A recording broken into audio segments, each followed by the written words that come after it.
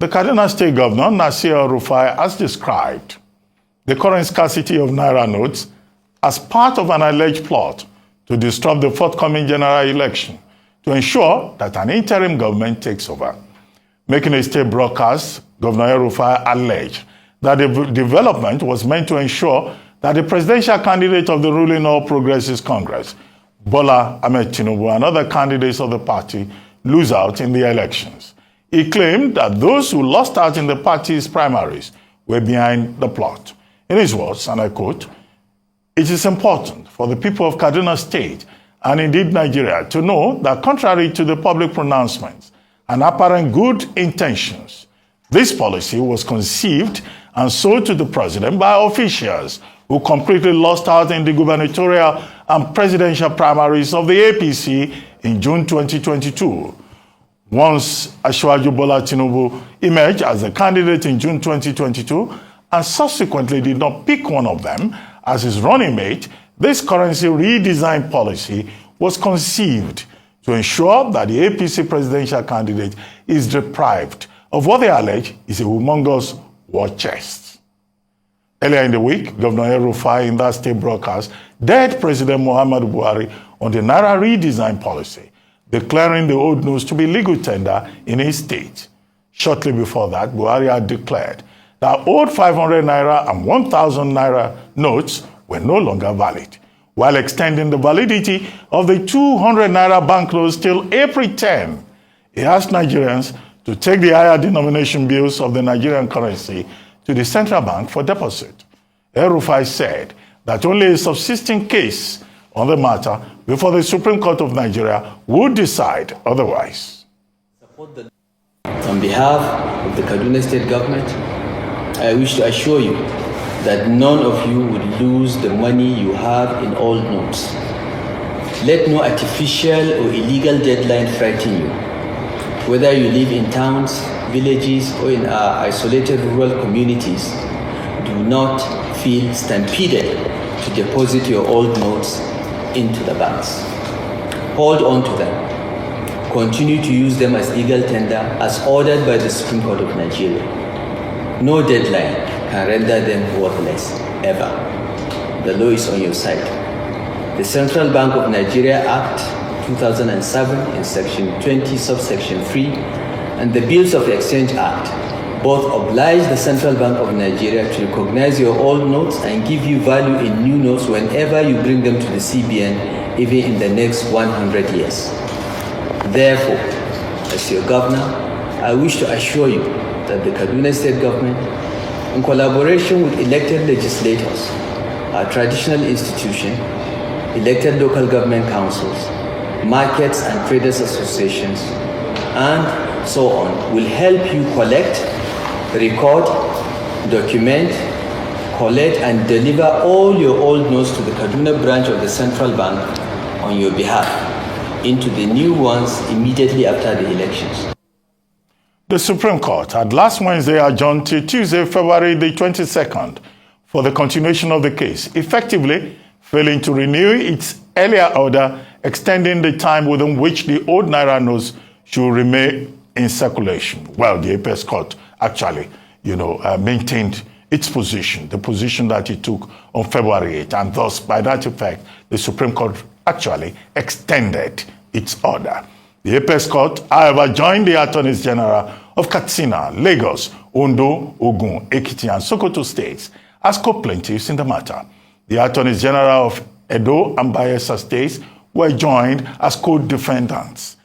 The court also ordered the original plaintiffs and the respondent, the Attorney General of the Federation, to amend the processes already filed to reflect the new parties. The difficulties arising from limited access to cash to members of the public in the past few weeks triggered a series of violent protests in some urban centers across the country. It first started in Ibadan, Oyo State, where hundreds of young people lit bonfires across major roads in the city and barricaded major roads, disrupting economic activities and spreading tension across town. Speaking with Arise News, some of the aggrieved youths called on the federal government to urgently address the situation before things get out of hand. Here in Lagos, It was a nervous early morning last Friday as various flashpoints erupted across much of the Lagos mainland. Sporadic gunshots were heard along large stretches of the busy Ikorodu Road from the popular Mile 12 market through K2 bus stop and Ojota, leading to a number of casualties. Price of goods has increased. Then we also have fuel scarcity. This is enough to incite Nigerians to come on street to send this administration back home, because this is not what they promised Nigerians in 2014 when they are coming. Same thing in 2000. The past few weeks have indeed thrown up a deadly concoction of issues underpinned by a thriving political narrative, which rather than make light have instead deepened a prevailing public distrust in the Nigerian system. There is a growing view that the position of the Supreme Court in recent pronouncements may not have helped its public perception, and politicians, ostensibly trying to exploit weaknesses in the judiciary, have cooked up the current situation to create chaos, all on the eve of the coming presidential election. Mike Ozekhome, senior advocate of Nigeria, a lawyer, professor, and commentator of national issues, now joins us. Thank you very much, Professor Mike Ozekhome, the Akpava Vigi Vigi of Edo land. Thank you very much for joining us. Well, a cocktail of issues that I tried to Dr. Ruben narrate. Abati. Yes. Thank you. Welcome, Nigerians. Thank you for joining us. Well, earlier in the week, you wrote a piece in which you said that the broadcast that was made by the President of Nigeria on Thursday amounted to an assault on the integrity of the Supreme Court, and that the President of Nigeria acted in contempt of the Supreme Court. And you argued that the Supreme Court should bark and bite.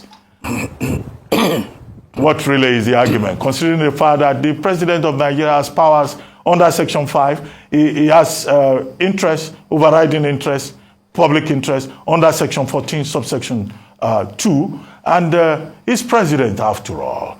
And he says he's empathizing with Nigerians, he's defending the interest of Nigerians. What do you have against that, beyond legalese? I went beyond that, Dr. Ruben Abati. I described the action of the president in frontally and blatantly and brazenly disobeying the order of the Supreme Court and varying it as a totalitarian and dictatorial act reminiscent of Emperor Louis XIV of France, who on the 13th of April, 1655, stood in front of Parliament and declared imperiously, "L'état, c'est moi. I am the state." He did not last more than 20 minutes in office. He was removed just like his dad, his father. I said that once a court is seized of a matter under the doctrine of res pendens, whether an injunction be granted or not, the parties who have submitted their disputes to the court must await the court's decision. The states of Kogi, Zamfara, and Kaduna sued the federal government represented by the Attorney General of the Federation. Even if the Supreme Court on the 8th of February had not granted an interim injunction, as they are entitled to do, using their earlier case of Kotoye versus CBN, the parties ought to await the decision of the Supreme Court and not do anything that will resort to self-help. That is what the Supreme Court said in Ozekhome case. That's what he said in Attorney General of Lagos State against Ojukwu. That's what he said in the case of Abacha versus Ganifa Emi.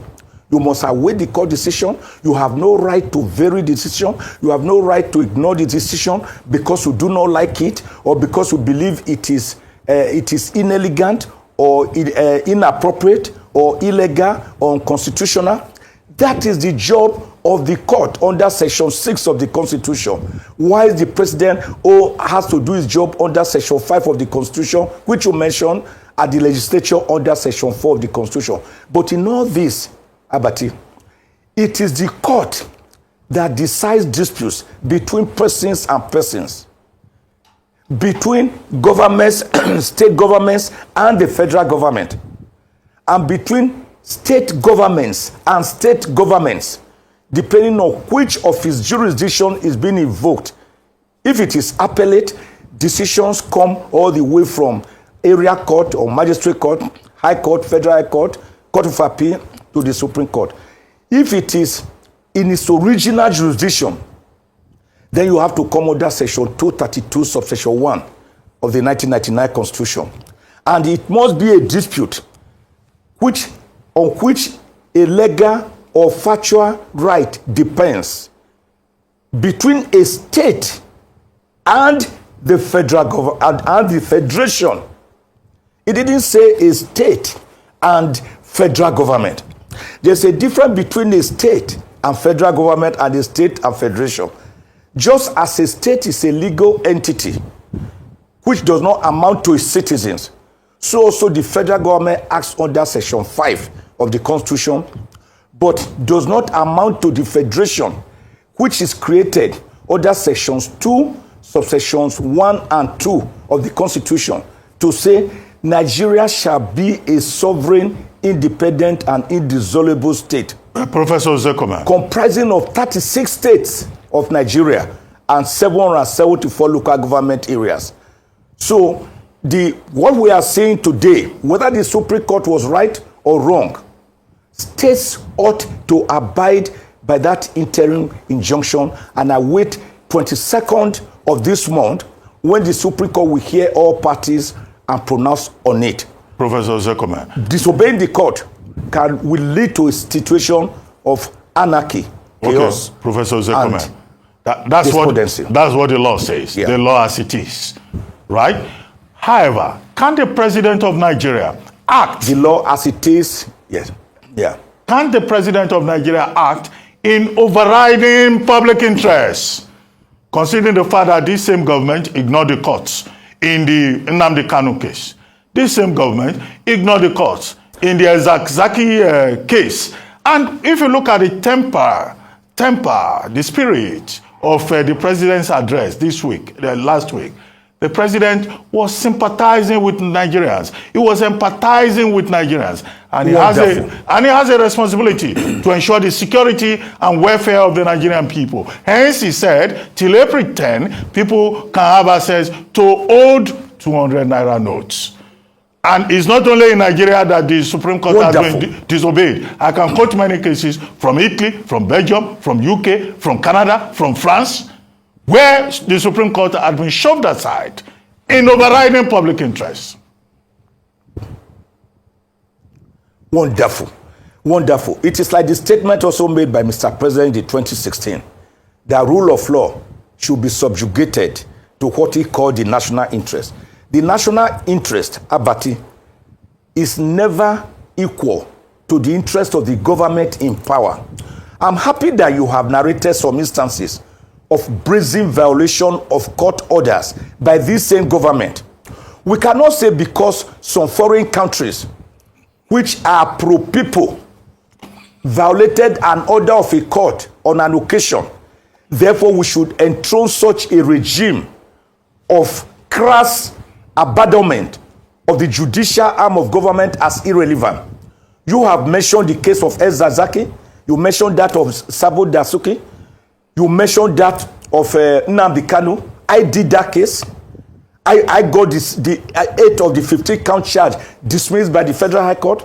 I went to the Court of Appeal, got the remaining 7 count charge dismissed by the Court of Appeal. And the Court of Appeal said, this man should be released and should never again be prosecuted by any court of law in Nigeria on these charges.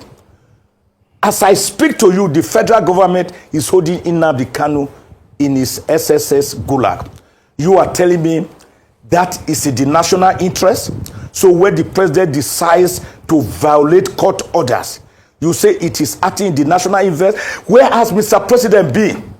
Where Boko Haram, armed bandits, insurrectionists, kidnappers have been ravaging Nigeria, killing people in their farms, on their home, in their homes, in schools, on the streets, in the rivers, on the waters, on the air. Where was he? Where has he been when kidnappers would dictate to parents of kidnapped school children the type of food they must buy for them to sustain their children for the purpose of paying ransom? Buy tomatoes, buy tarodo, buy tatashi, buy palm oil, buy vegetable oil, buy salt, buy rice, buy barley, buy oat, buy wheat, buy beans, buy yams for us to feed your children and fatten them for you to come and pay ransom. Where was Mr. President? How come it is this sudden later day? Let me not be mistaken, but let me put this caveat. Let me enter this caveat. I am not speaking about the beauty of the currency swap or the change of currency. Anybody who has followed currency swaps across the world in 1999, when 11 nations initially joined the Eurozone to begin to use euro, later joined by other countries, heavens did not fall. Nobody quarreled because it was planned out. In 2019, when 8 West African countries decided to do away with their CFA franc and begin to use ECO, countries like Mali, Senegal, Niger Republic, Guinea-Bissau, nobody is quarreling with that. Nobody quarreled because they gave them enough time. Countries like Croatia, which in January this year even joined the euro and changed its currency. Countries like China that won't change its currency, the yuan. Countries like Russia, when it broke down into 15 states, sovereign states, in 1991, changed its currency in 1992 to have new coins. And the Russian ruble is one of the oldest coins in the currency in the world, starting from the 14th century. And the Chinese yuan is one of the 5 leading currencies in the world. That is not the issue. So nobody is talking about the demerits or merits of changing currency. There are a lot of advantages, a lot of merits. We are only talking about the timing. Question: this timing that has led to a lot of Nigerians burning, carrying out arson, burning banks, mounting roadblocks, fighting soldiers, fighting police, with some young men stripping themselves naked inside bank.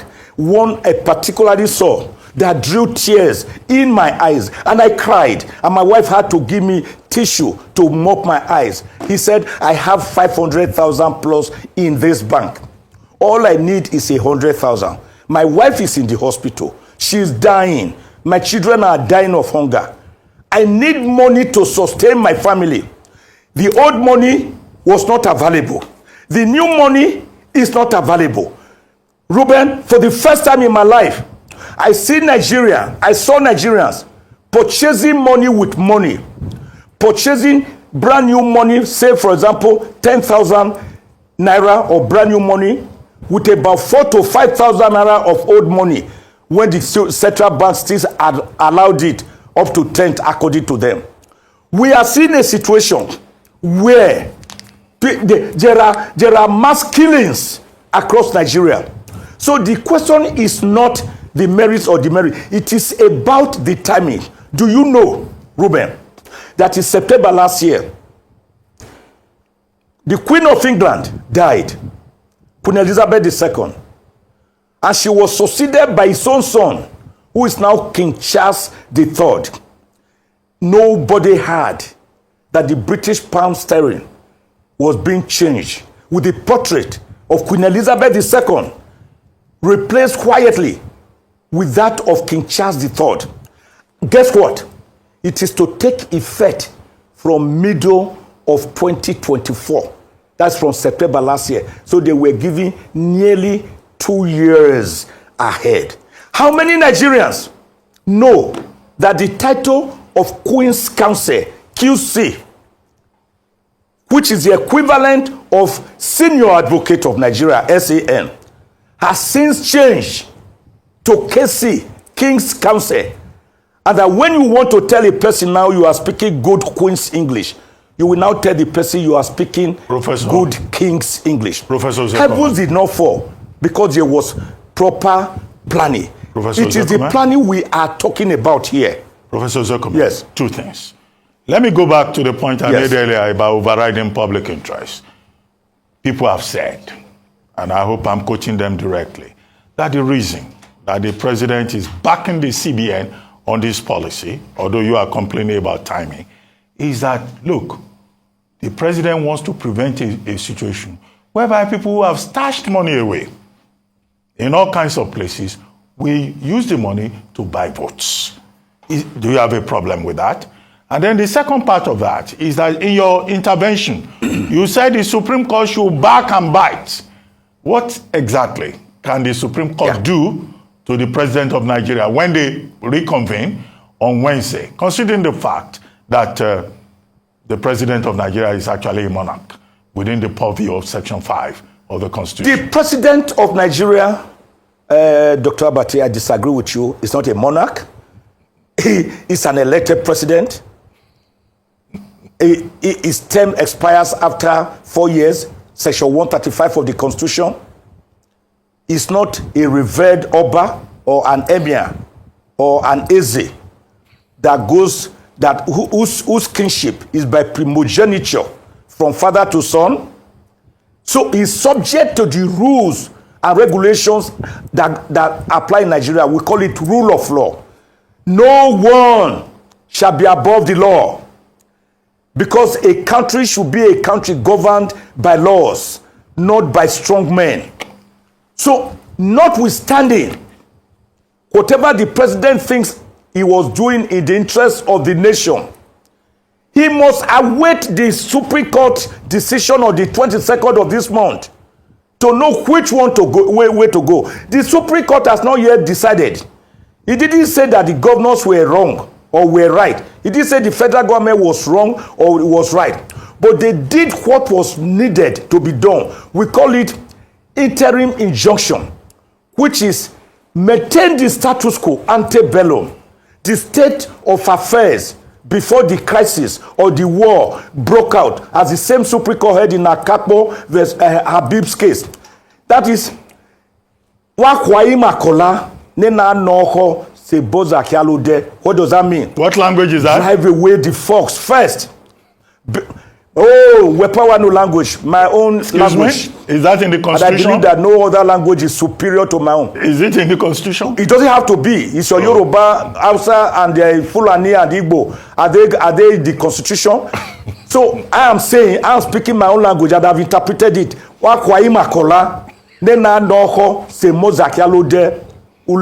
That is, drive away the fox first before you blame the fowl for wandering too far into the forest.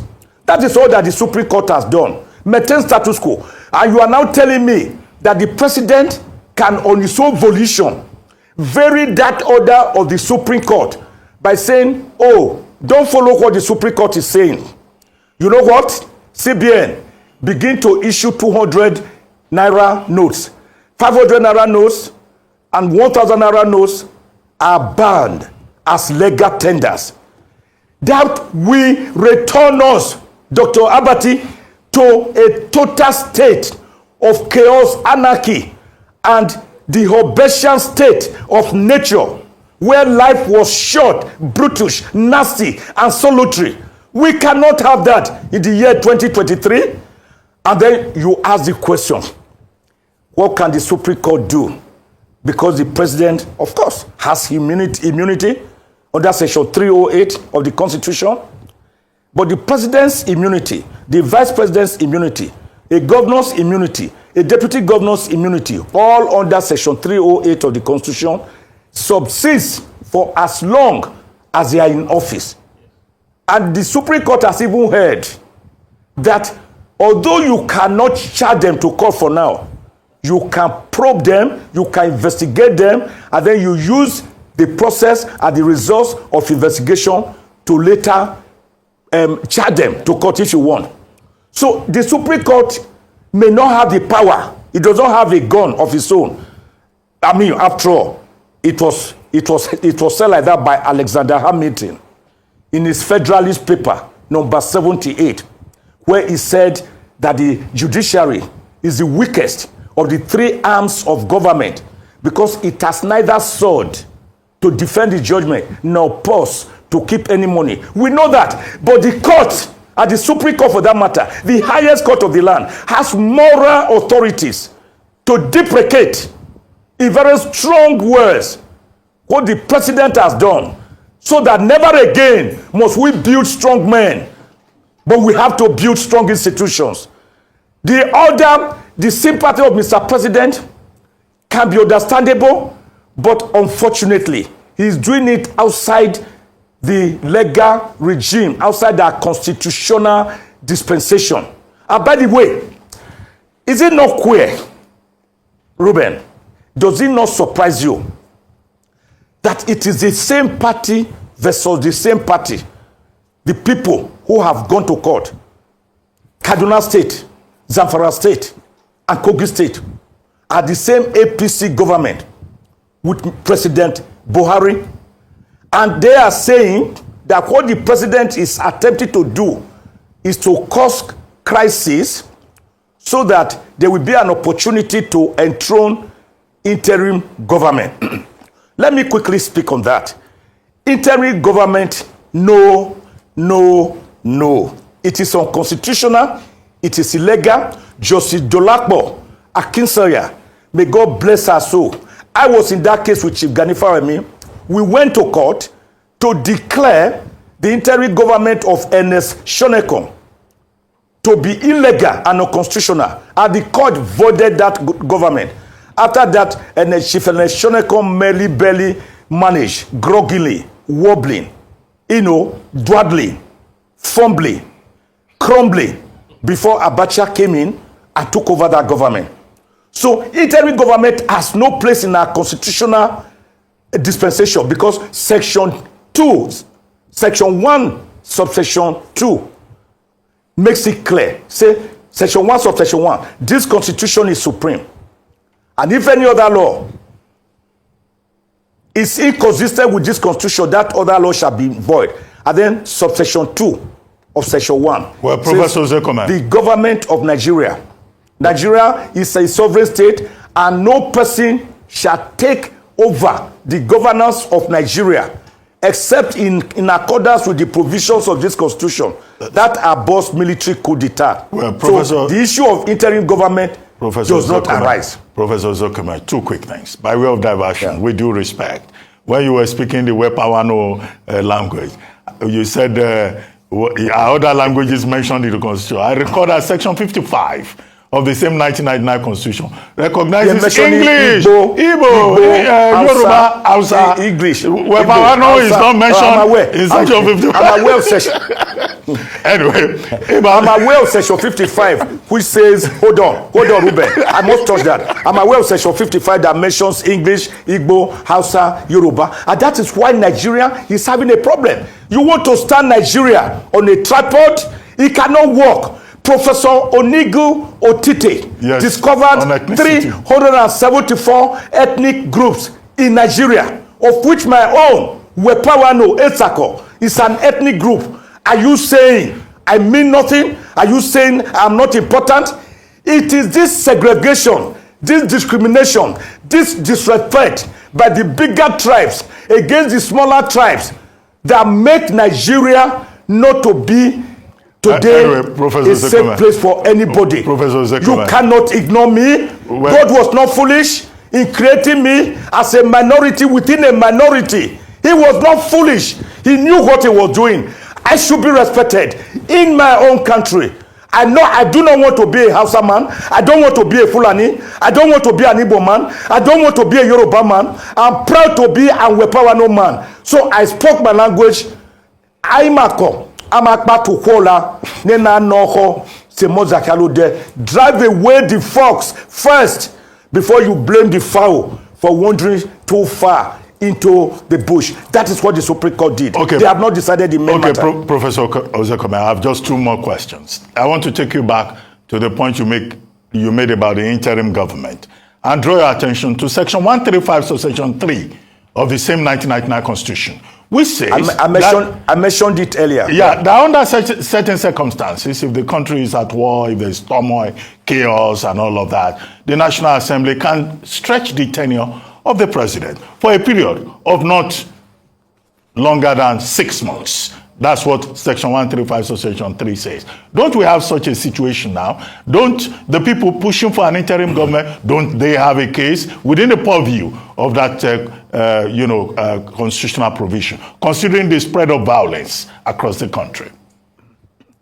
I tell you one thing. A president ceases to hold office after 4 years until he's succeeded by another one.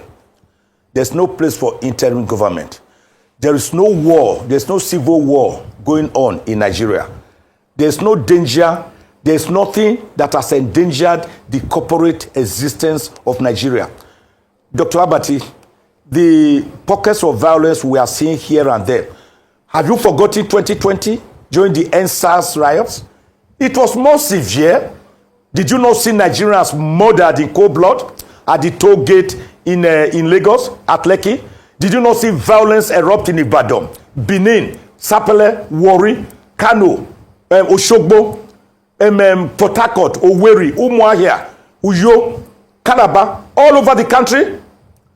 Why did the president not declare a state of emergency? They didn't see it was necessary. Is it now a president is going to declare a state of emergency or say that, oh, let us transit, let the president of the Senate become acting president, maybe trying to invoke the doctrine of necessity? There's no situation that has called for that. What we are seeing is a situation where there is an implosion, where there is self-immolation, where a party is fighting itself. As they were coming into power, they first fought themselves. The unity group, headed by Gemade, preferred Ahmed Lawan, Senator Ahmed Lawan, to be Senate President. The like-minded group, headed by Dino Melaye, Senator of the 8th Republic, one of the best we had in this country, preferred Senator Bukola Saraki. While the APC were gathered at the International Conference Center, Abuja, planning what to do, Senator Bukola Saraki and his own allies were smart enough. They went to the hallowed chambers of the Senate, the red chambers. They were able to garner majority votes, and they emerged the Senate president. Do you know what a friend told me? A friend told me that he thinks that that original sin of Saraki is what the president has still not forgiven him for, which was why he was said to have been recommended for the award of the GCON, Grand Commander of the Order of the Niger, like all former Senate presidents and vice presidents, and he was not given. That is, politics are not interested. But the point I'm making is that when, yes, we really have to go now. The point I'm making is that when the governor of Kaduna State, Governor El-Rufai, begins to frontally disagree with President of Nigeria of his own party, and I said, power is ephemeral. As an aphrodisiac, the intoxicating liquor must begin to wane. I could not have imagined El-Rufai 2 years ago frontally confronting President Buhari. But as he goes towards the end of his tenure, barely 3 months away, it is now like an old lion, once the king of the jungle, that roars and other animals run away. When it is getting old or it is sick, you can see a little mice or a little rat coming to begin to nibble at his tail. That is what is going on. I do not want to be involved in the politics of it all. I'm more interested in the legalism, in the constitutionality of what has been done. I'm sure Nasir Rufai, Governor of Kaduna State, will not agree with that characterization that he's a little rat, you know, but in any case, he can speak for it. I'm not saying, no. Okay. I just made, no. He's not a rat, but he's my good friend. It's never a rat at all. What I mean is, compared with the president in terms of position in the country, particularly of the same political party, he is a governor of one of 36 states of Nigeria, while the president governs the whole country. And if one governor who used to revere and deify and canonize the president is now suddenly attacking him frontally, I am saying a lot has gone wrong. It means that towards the end of a tenure, a president begins to lose his aura. That's what I mean. Okay. Governor Rufai is never a rat at all. We have to wrap up now. I was just making we have to wrap up now. An oxymoronic situation. Okay, we have to wrap up now, but it was a figurative expression. Okay, it's important for us to state that our responsibility here at Arise News is to ensure, to support every effort to make sure that the elections hold as planned. And we are committed strictly to the interest of Nigerians and to the constitutional order. Finally, the elections. Finally, Dr. Abati, the elections must hold. The elections must hold. The elections must hold. But I'm curious why some people will be saying that the only reason the president is doing this is because his own candidate, his own political candidate, he does not want his own political candidate to win. I cannot understand. Or can you? I do not understand. We are not talking of another political party. Is it not an oxymoron? Is it not an irony that a governor of a party is accusing the president of his party that they do not want the governor of his party, the governorship candidate of his party to win? It is not even other governorship candidates that are complaining. Why are the politicians complaining? Did they really build up money in excess? Did they really build up NAIRA in excess? Maybe which they are now being prevented from using to corrupt the electoral process, to bribe the electorate. Is that what they are trying to tell us? If they are trying to tell us that, let them say it clearly. Well, Nigerians, don't take any money from any politician. Go and vote. Go and vote your conscience. Vote people. On that note, who will carry out the ideals of a great nation. Professor Michael Don't be corrupted by money. Don't buy your future ahead. Professor Michael Ozekhome, I mean, you can be sure that we're on the same page. The elections must hold. Nigerians must go out and vote. Oh, yeah. And make an informed choice as the elections begin 6 days from today. We'd like to thank you very much. Don't be intimidated. We'd like to thank you very much for joining us.